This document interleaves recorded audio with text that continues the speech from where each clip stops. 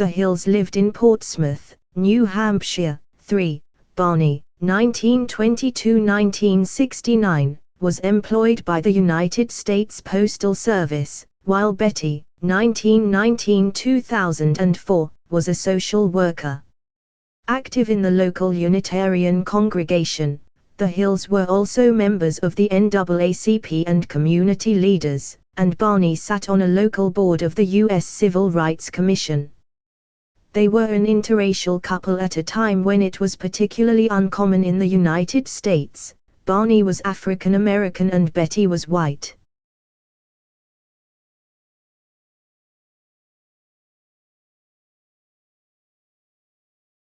According to a variety of reports given by the Hills, the alleged UFO sighting happened on September 19, 1961, around 10:30 p.m.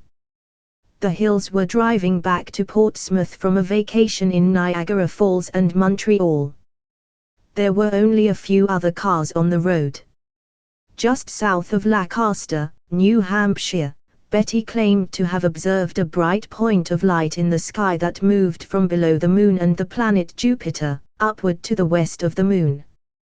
While Barney navigated US Route 3, Betty reasoned that she was observing a falling star, only it moved upward, for, since it moved erratically and grew bigger and brighter, Betty urged Barney to stop the car for a closer look, as well as to walk their dog, Delcy.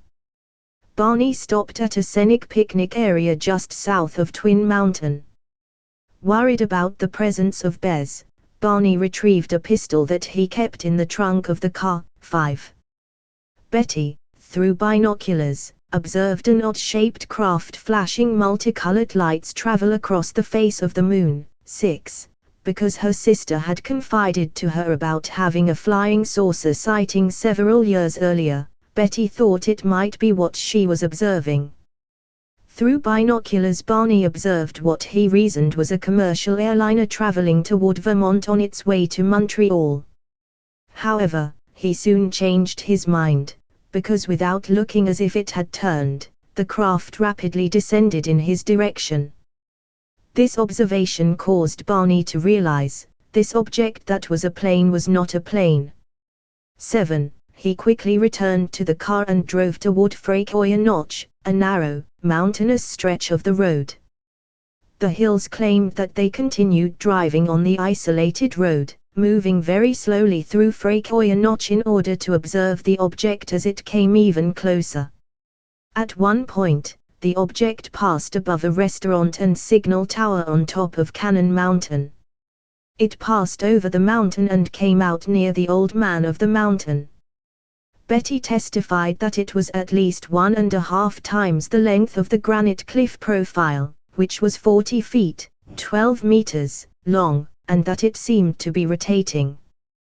The couple watched as the silent, illuminated craft moved erratically and bounced back and forth in the night sky. 8. Approximately 1 mile south of Indian Head, they said, the object rapidly descended toward their vehicle, causing Barney to stop directly in the middle of the highway. The huge, silent craft hovered approximately 8,100 feet, 24-30 meters, above the Hills' 1957 Chevrolet Bel Air and filled the entire field of the windshield. It reminded Barney of a huge pancake. Carrying his pistol in his pocket, he stepped away from the vehicle and moved closer to the object. Using the binoculars, Barney claimed to have seen about 8 to 11 humanoid figures who were peering out of the craft's windows, seeming to look at him. In unison, all but one figure moved to what appeared to be a panel on the rear wall of the hallway that encircled the front portion of the craft. The one remaining figure continued to look at Barney and communicated a message telling him to stay where you are and keep looking. Barney had a recollection of observing the humanoid forms wearing glossy black uniforms and black caps. Red lights on what appeared to be batwing fins began to telescope out of the sides of the craft, and a long structure descended from the bottom of the craft. The silent craft approached to what Barney estimated was within 50-80 feet, 1524 meters, overhead and 300 feet, 91 meters, away from him. On October 21, 1961, Barney reported to ICAP investigator Walter Webb that the beings were somehow not human. 9. Barney tore the binoculars away from his eyes and ran back to his car. In a near hysterical state, he told Betty, "They're going to capture us." 10. He saw the object again shift its location to directly above the vehicle. He drove away at high speed, telling Betty to look for the object. She rolled down the window and looked up. Almost immediately, the Hills heard a rhythmic series of beeping or buzzing sounds which they said seemed to bounce off the trunk of their vehicle. The car vibrated and a tingling sensation passed through the Hills' bodies. The Hills said that at this point in time they experienced the onset of an altered state of consciousness that left their minds dulled. A second series of beeping or buzzing sounds returned the couple to full consciousness.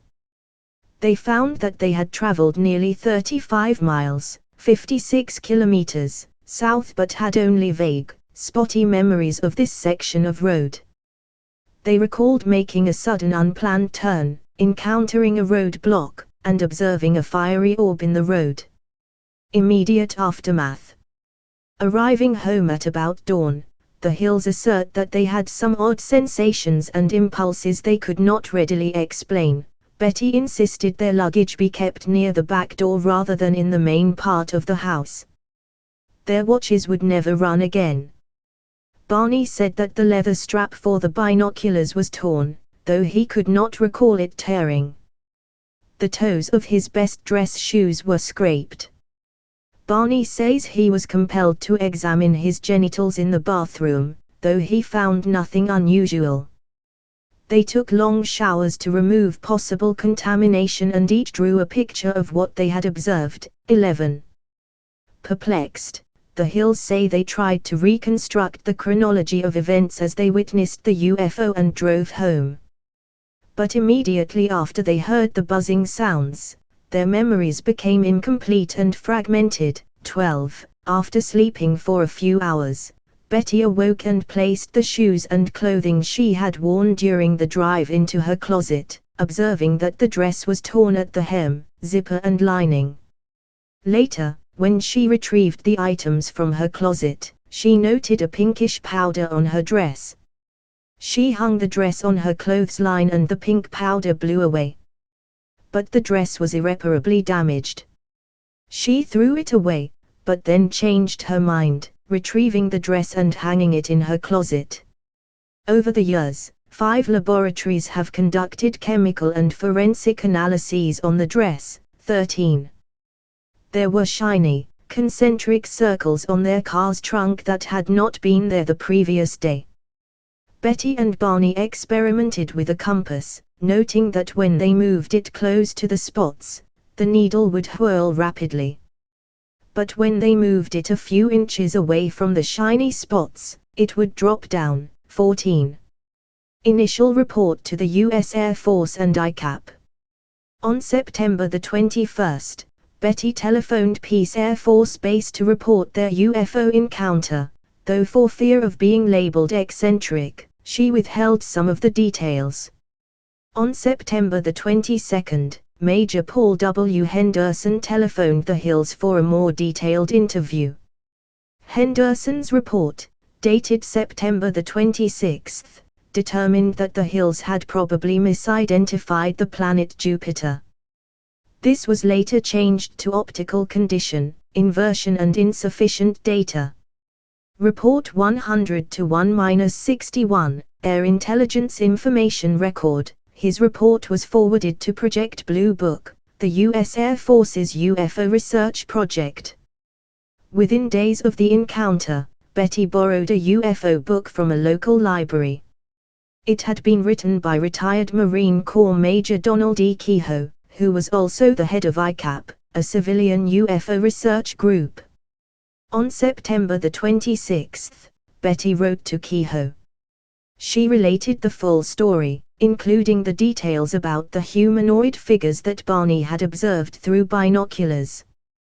Betty wrote that she and Barney were considering hypnosis to help recall what had happened. Her letter was eventually passed on to Walter N. Webb, a Boston astronomer and ICAP member. Webb met with the Hills on October 21, 1961. In a 6-hour interview, the Hills related all they could remember of the UFO encounter.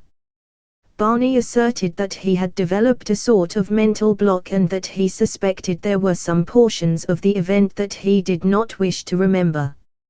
He described in detail all that he could remember about the craft and the appearance of the somehow not human figures aboard the craft. 15. Webb stated that they were telling the truth and the incident probably occurred exactly as reported except for some minor uncertainties and technicalities that must be tolerated in any such observations where human judgment is involved, for example, exact time and length of visibility, apparent sizes of object and occupants, distance and height of object, etc.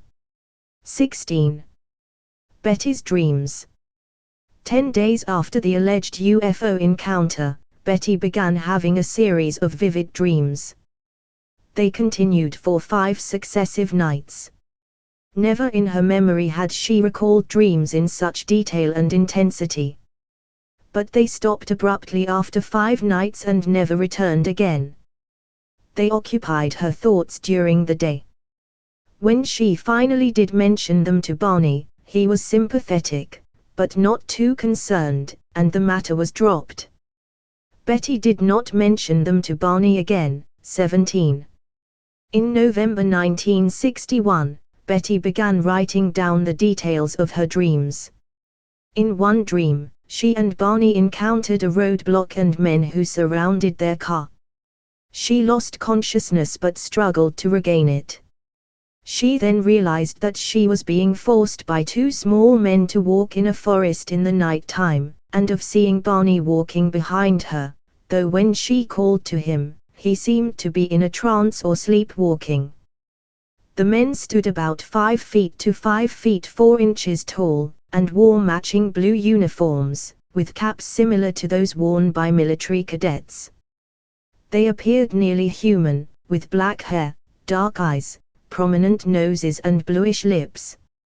Their skin was a grayish color. 18. In the dreams, Betty, Barney, and the men walked up a ramp into a disc-shaped craft of metallic appearance. Once inside, Barney and Betty were separated. She protested, and was told by a man she called the leader that if she and Barney were examined together, it would take much longer to conduct the exams. She and Barney were then taken to separate rooms. Betty then dreamt that a new man, similar to the others, entered to conduct her exam with the leader. Betty called this new man the examiner and said he had a pleasant, calm manner. Though the leader and the examiner spoke to her in English, the examiner's command of the language seemed imperfect and she had difficulty understanding him.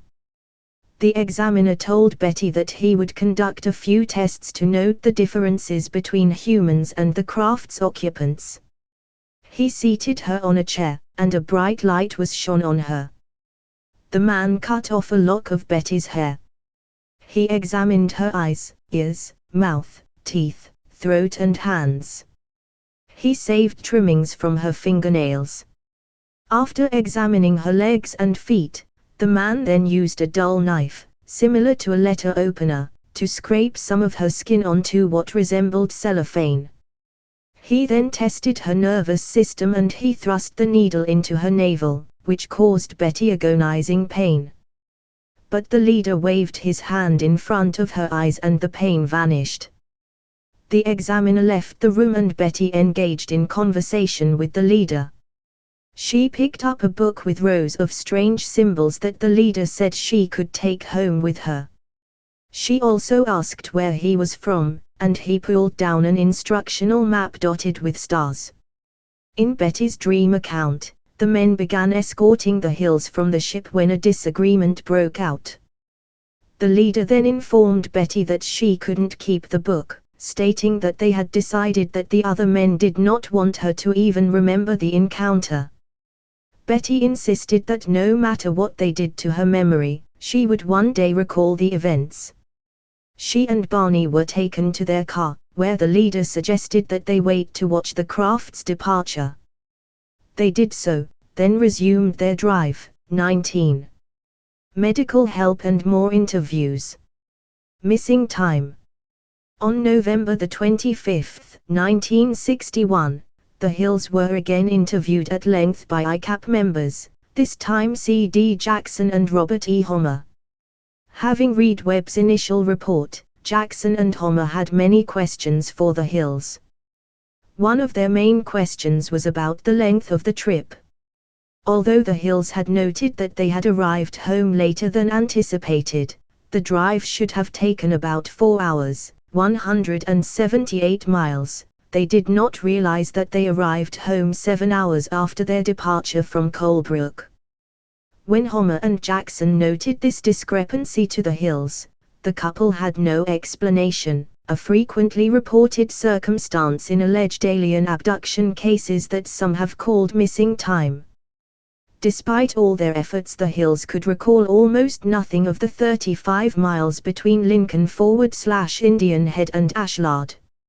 Although Betty's recall was somewhat fuller than Barney's, both were able to recall an image of a fiery orb sitting on the ground.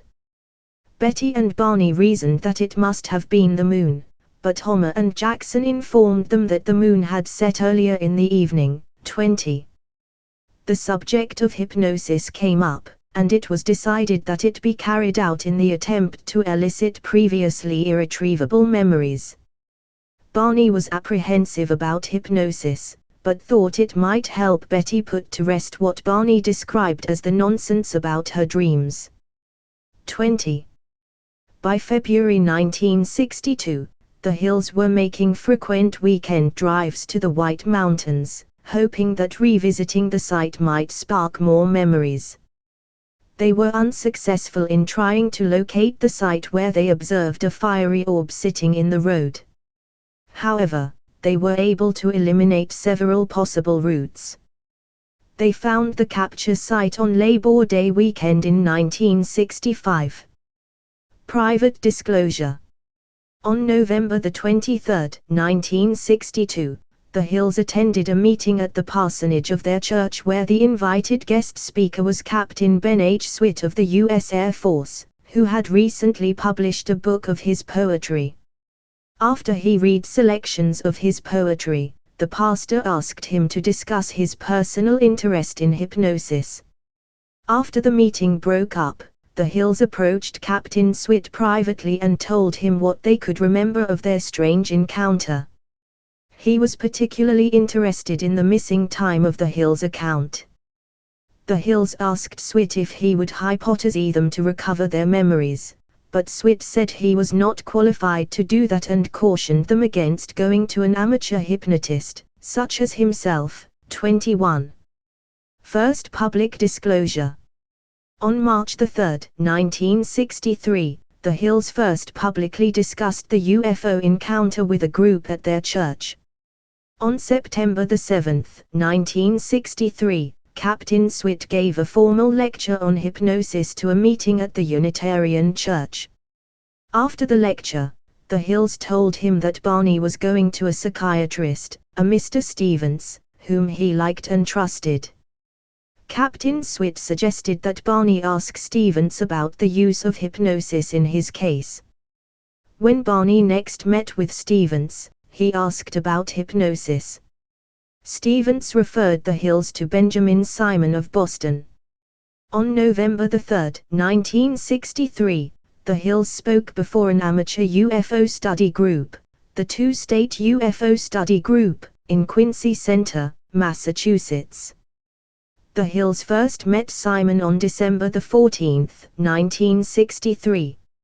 Early in their discussions, Simon determined that the UFO encounter was causing Barney far more worry and anxiety than he was willing to admit. Though Simon dismissed the popular extraterrestrial hypothesis as impossible, it seemed obvious to him that the Hills genuinely thought they had witnessed a UFO with human-like occupants. Simon hoped to uncover more about the experience through hypnosis. Simon's hypnosis sessions. Simon began hypnotizing the Hills on January 4, 1964. He hypnotized Betty and Barney several times each, and the sessions lasted until June 6, 1964. Simon conducted the sessions on Barney and Betty separately, so they could not overhear one another's recollections. At the end of each session he reinstated amnesia. Barney's sessions. Simon hypnotized Barney first. His recall of witnessing non-human figures was quite emotional, punctuated with expressions of fear, emotional outbursts and incredulity. Barney said that, due to his fear, he kept his eyes closed for much of the abduction and physical examination. Based on these early responses, Simon told Barney that he would not remember the hypnosis sessions until he was certain he could remember them without being further traumatized. Under hypnosis, as was consistent with his conscious recall, Barney reported that the binocular strap had broken when he ran from the UFO back to his car. He recalled driving the car away from the UFO, but that afterwards he felt irresistibly compelled to pull off the road and drive into the woods. He eventually sighted 6 men standing in the dirt road. The car stalled and 3 of the men approached the car. They told Barney to not fear them. He was still anxious, however, and he reported that the leader told Barney to close his eyes. While hypnotized, Barney said, "I felt like the eyes had pushed into my eyes." 22. Barney described the beings as generally similar to Betty's hypnotic, not dream recollection. "The beings often stared into his eyes," said Barney, "with a terrifying, mesmerizing effect." Under hypnosis, Barney said things like, "Oh, those eyes. They're there in my brain," from his first hypnosis session, and I was told to close my eyes because I saw 2 eyes coming close to mine, and I felt like the eyes had pushed into my eyes, from his second hypnosis session, and all I see are these eyes. I'm not even afraid that they're not connected to a body. They're just there. They're just up close to me, pressing against my eyes." 23. Barney related that he and Betty were taken onto the disc-shaped craft, where they were separated. He was escorted to a room by 3 of the men and told to lie on a small rectangular exam table. Unlike Betty, Barney's narrative of the exam was less detailed, as he continued to keep his eyes closed for most of the exam. A cup-like device was placed over his genitals.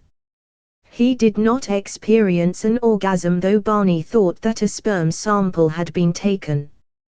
The men scraped his skin and peered in his ears and mouth. A thin tube or cylinder was inserted into his anus and quickly removed. Someone felt his spine and seemed to be counting his vertebrae. Betty reported a conversation with the leader that she understood in English. Barney said that he heard them speaking in a mumbling language he did not understand, yet he also understood them in English. Betty also mentioned this detail. The few times they communicated with him, Barney said it seemed to be thought transference. At that time, he was unfamiliar with the word telepathy. 24. Both Betty and Barney stated that they hadn't observed the beings' mouths moving when they communicated in English with them. He recalled being escorted from the ship and taken to his car. In a daze, he watched the ship leave. Barney remembered a light appearing on the road, and he said, "Oh no, not again." He recalled Betty's speculation that the light might have been the moon, though the moon had in fact set several hours earlier. He also stated that he attempted to produce the code-like buzzing sounds which seemed to strike the car's trunk a second time by driving from side to side and stopping and starting the vehicle. His attempt was unsuccessful. Betty's sessions. Under hypnosis, Betty's account was very similar to the events of her 5 dreams about the UFO abduction, but there were also notable differences. Details pertaining to her capture and release were different. The technology on the craft was different. The short men had a significantly different physical appearance than the ones in her dreams. The sequential order of the abduction event was also different from in Betty's dream account. She filled in many details that were not in her dreams and contradicted some of her dream content. Interestingly, Barney's and Betty's memories in hypnotic regression were consistent but contradicted some of the information in Betty's dreams. 25.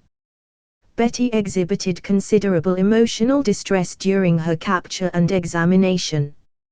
Simon ended one session early because tears were flowing down her cheeks and she was in considerable agony. Simon gave Betty the post-hypnotic suggestion that she could sketch a copy of the star map that she later described as a 3-dimensional projection similar to a hologram. She hesitated, thinking she would be unable to accurately depict the 3-dimensional quality of the map she says she saw on the ship. Eventually, however, she did what Simon suggested. Although she said the map had many stars, she drew only those that stood out in her memory. Her map consisted of 12 prominent stars connected by lines and 3 lesser ones that formed a distinctive triangle. See below. She said she was told the stars connected by solid lines formed trade routes, whereas dashed lines were to less traveled stars. Simon's conclusions. After extensive hypnosis sessions, Simon speculated that Barney's recollection of the UFO encounter was possibly a fantasy inspired by Betty's dreams. Though Simon admitted this hypothesis did not explain every aspect of the experience, he thought it was the most plausible and consistent explanation. Barney rejected this idea, noting that while their memories were cohesive in some regards, there were also portions of both their narratives that were unique to each. Barney was now ready to accept that they had been abducted by the occupants of a UFO, though he never embraced it as fully as Betty did. Though the Hills and Simon disagreed about the nature of the case, they all concurred that the hypnosis sessions were effective. The Hills were no longer tormented by anxiety about the UFO encounter. Afterwards, Simon wrote an article about the Hills for the journal Psychiatric Opinion, explaining his conclusions that the case was a singular psychological aberration. 26. Further information about Simon's conclusions in the form of source documents were released on the Internet in 2015. See 2015 update below. Publicity after the hypnosis sessions. The Hills went back to their regular lives. They were willing to discuss the UFO encounter with friends, family and the occasional UFO researcher, but the Hills apparently made no effort to seek publicity. But on October 25, 1965, a newspaper story changed everything. A front-page story on the Boston Traveler asked UFO chiller, "Did they seize couple?" 27. Reporter John H. Luttrell of the Traveler had allegedly been given an audio tape recording of the lecture the Hills had made in Quincy Center in late 1963. Luttrell learned that the Hills had undergone hypnosis with Simon. He also obtained notes from confidential interviews the Hills had given to UFO investigators. On October 26, the UPI picked up Luttrell's story, and the Hills earned international attention. In 1966, writer John G. Fuller secured the cooperation of the Hills and Simon and wrote the book The Interrupted Journey, see below, about the case. The book included a copy of Betty's sketch of the star map. The book was a quick success, and went through several printings. 28. Barney died of a cerebral hemorrhage on February 25, 1969, at age 46. Betty Hill died of cancer on October 17, 2004, at age 85. Analyzing the star map. Marjorie Fish's interpretation of Betty Hill's purported alien star map, with Sol, upper right, being the Latin name for the sun. In 1968, Marjorie Fish of Oak Harbor, Ohio, read Fuller's Interrupted Journey. She was an elementary school teacher and amateur astronomer. Intrigued by the star map, Fish wondered if it might be deciphered to determine which star system the UFO came from. Assuming that one of the 15 stars on the map must represent the Earth's sun, Fish constructed a three-dimensional model of nearby sun-like stars using thread and beads, basing stellar distances on those published in the 1969 Gliese Star Catalog. Studying thousands of vantage points over several years, the only one that seemed to match the Hill map was from the viewpoint of the double star system of Zeta Reticuli. Distance information needed to match three stars, forming the distinctive triangle Hill said she remembered, was not generally available until the 1969 Gliese catalog came out. Fish sent her analysis to Webb. Agreeing with her conclusions, Webb sent the map to Terence DeCiso, editor of the popular magazine Astronomy. DeCiso did not endorse Fish and Webb's conclusions, but for the first time in the journal's history, Astronomy invited comments and debate on a UFO report, starting with an opening article in the December 1974 issue. For about a year afterward, the opinions page of Astronomy carried arguments for and against Fish's star map. Notable was an argument made by Carl Sager and Stephen Soter, 29, arguing that the seeming star map was little more than a random alignment of chance points. In contrast, those more favorable to the map, such as David Saunders, a statistician who had been on the Kodo UFO study, argued that unusual alignment of key sun-like stars in a plane centered around Zeta Reticuli, first described by Fish, was statistically improbable to have happened by chance from a random group of stars in our immediate neighborhood. 31. Interrupted Journey. The 1966 publication of Interrupted Journey, by John G. Fuller, details much of the Hill's claims.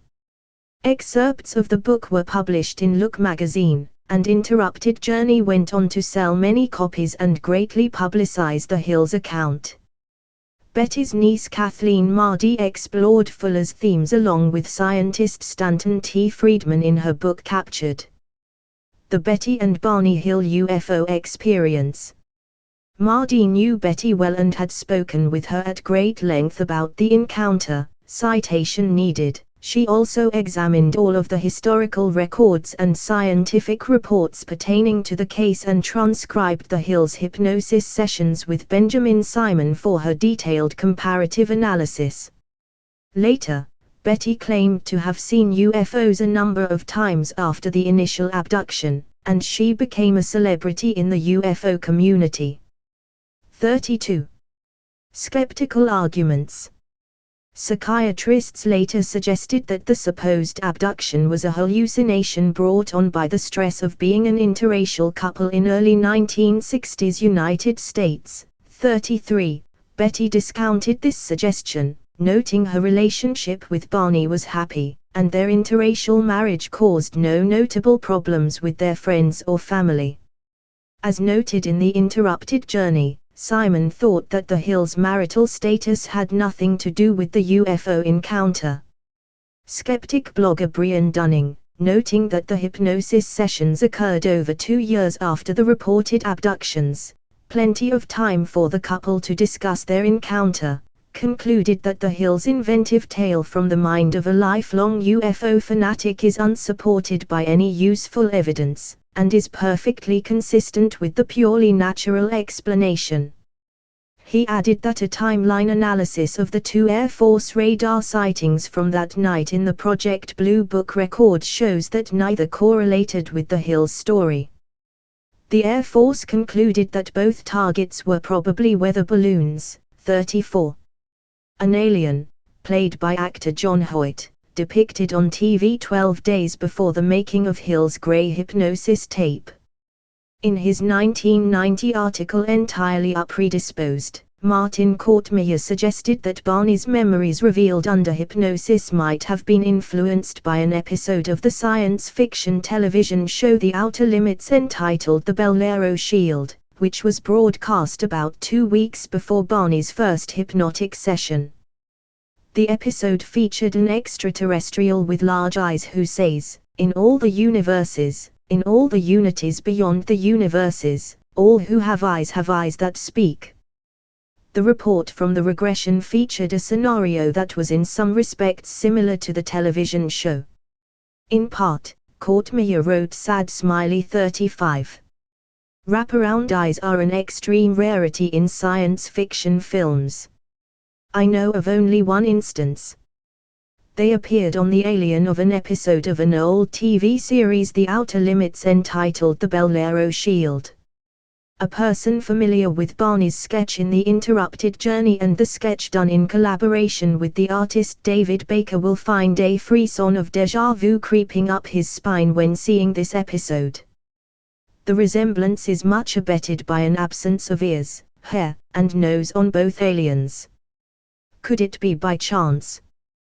Consider this: Barney first described and drew the wraparound eyes during the hypnosis session dated February 22, 1964. The Bellero Shield was first broadcast on February 10, 1964. Only 12 days separate the two instances. If the identification is admitted, the commonness of wraparound eyes in the abduction literature falls to cultural forces. When a different researcher asked Betty about The Outer Limits, she insisted she had never heard of it. 36. Kortmeyer also pointed out that some motifs in the Hills account were present in the 1953 film, Invaders from Mars. 37. A careful analysis of Barney's description of the non-human entities that he observed reveals significant similarities between the Bifrost Man and Barney's descriptive details. One must also take into account Barney's conscious, continuous recall of the entities he observed on the hovering craft. They were dressed in black, shiny uniforms and were somehow not human. Jim MacDonald, a resident of the area in which the Hills claimed to have been abducted, has produced a detailed analysis of their journey which concludes that the episode was in fact provoked by their misperceiving an aircraft warning beacon on Cannon Mountain as a UFO. 38, 39. MacDonald notes that from the road,